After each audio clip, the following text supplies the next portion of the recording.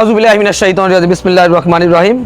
কথা বেশি কম না ভাই, 2 বোতল চাল ও ডাল তেল পেঁয়াজ কিছু মাছ আনাজ দিয়েছে। পাশে মুরব্বী, উনি ভিক্ষুক না, গরিব না, খয়রাতিও না, মুসাফির না, সন্তান অসুস্থ, ওনার ক্যান্সার এই ধরা পড়ছে। সন্তান চিকিৎসার জন্য মাসের বাড়ি চাকরি লইছে বা কাম লইছে, এ জায়গায় রোড অ্যাক্সিডেন্টে কোমরটা ভাঙি গেছে, পাওটা পাম্পা বাংলাদেশে।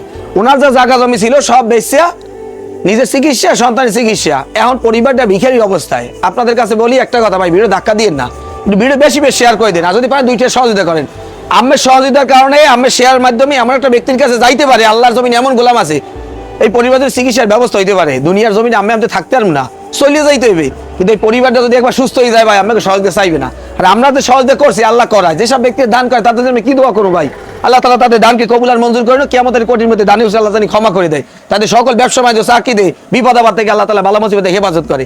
আর ভিডিও বেশি শেয়ার করে দিন। আমরা পরিবারের জন্য কিছু আর্থিক কিছু টাকা দরকার, আমরা দিই, ওনার চিকিৎসার দরকার, টাকা পাবো, ঢাকা যাইতে পারেন, চিকিৎসা করতে পারতেছে না।